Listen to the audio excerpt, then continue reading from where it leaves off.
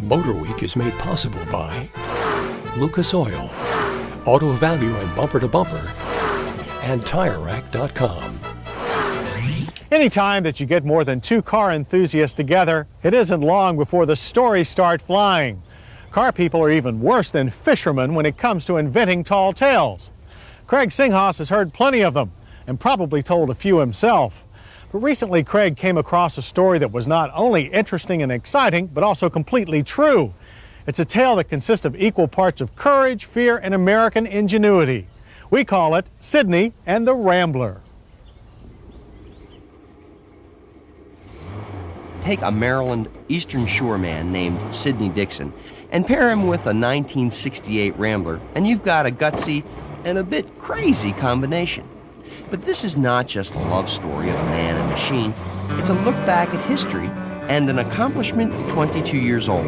This car, Rambler American, was the only American entry in the 1968 London-Sydney Marathon, which was a race which ran from London, England in two stages. The first from London to Bombay, India, 7,500 miles in a week, straight drive, no sleeping at night. From Bombay, India, the car was transshipped by sea with 60 or 70 others to Perth, Fremantle, West Australia. We then took 3 days to cross Australia, which is the equivalent of crossing the United States on dirt. Sidney, his co-driver John Saladin, and a CBS cameraman, Jerry Sims, faced incredible odds. You see, road rallying was pretty much a European thing. No one could believe that these three crazy amateurs from America, with their backyard-prepped Rambler, would ever compete in the race, much less finish it. They sort of laughed when we sat down to play. Of course, they had the know-how behind the wheel, but they never thought we were going to get to Paris. But we fooled them. We went the whole distance. We beat a lot of the big names. Actually, we didn't beat them so much as they beat themselves. We just hung on when they couldn't. Hanging on for dear life at times. The 10,000 miles in 10 days wore on Sidney and his co-driver mentally and physically, and as in any incredible journey, left him with many stories to tell. Crossing Turkey, it got a little rough because they were throwing boulders at you, and no hard feelings, it's sport there. That's when we really had to start paying attention. Also, the Army trucks try to run you off the road, and they successfully ran some off the road. Luckily, that was a problem Sidney didn't run into. Today, the tough little Rambler still bears the battle scars of the rally, as well as the grunt that got it to the finish in Australia. Well, Craig, we carried 2 tires on the back of this thing all the time. We used 40 of them in all. Goodyear had them spaced along the route, convenient spots for us. Here you can see all places we went to. Townsville, Australia, New York, Great Barrier Reef, London. Is it a boat hatch? Yep, it's a boat hatch. This is Jerry Sims's office. Here's where I mashed a house in Turkey there. That's a pity. Body by crunch.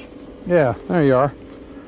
Who would have ever believed that a Rambler, the car your grandmother drove to church with its small V8, would be capable of performing under such pressure, let alone survive Sidney Dixon?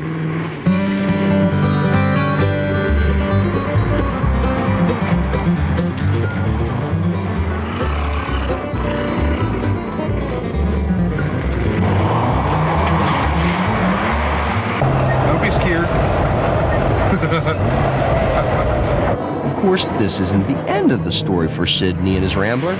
A reunion London to Australia race is being planned. Sidney can't wait, and he has all the confidence in his car. This car will go and go and go. It's a wonderful example of a tough piece of American production equipment.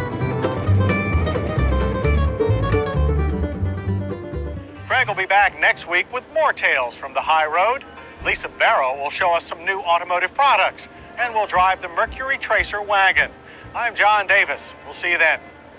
MotorWeek 91 is made possible by the financial support of public television viewers like you.